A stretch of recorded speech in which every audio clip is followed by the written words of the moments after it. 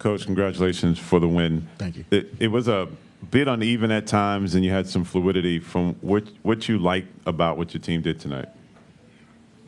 Win the game. I mean, it's a long season. There are going to be nights like tonight, and it's easy for us to, get down on the guys and, question certain things. But the reality is you go out there to win, and, they did that, and we'll just keep working to get better.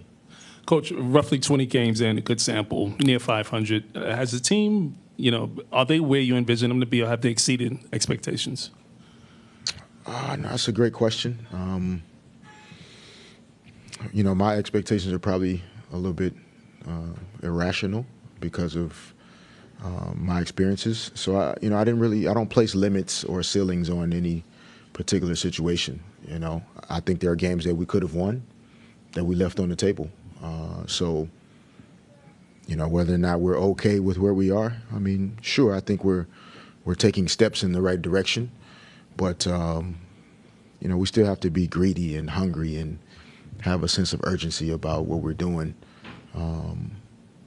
so that every game, every quarter means something to us. And I think we're getting there, but it's still going to take some time. Yeah, Coach, Chris Saff is another double-double. What do you see in this game as a rookie like this? What do you see? It's a hard thing to do, but I see he's just fully present. Even though he's making mistakes, like all players make, he's completely wrapped up in the game that particular night. What happened the last game is not in his mind. Who we played the next day doesn't seem to be in his mind.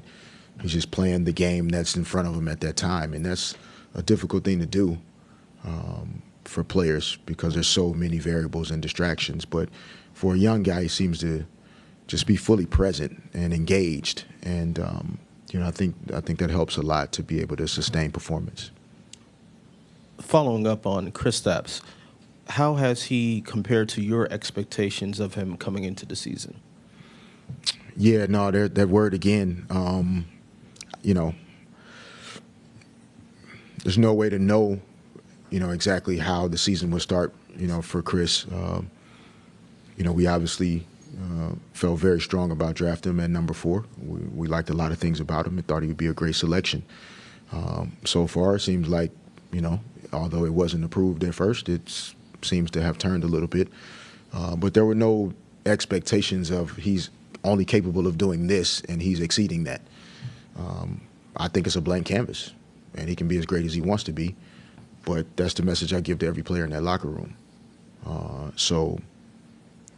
I think he's striving to be the best he can be right now, and he's doing a pretty good job of it. Put your hands up for Friday Night Knicks.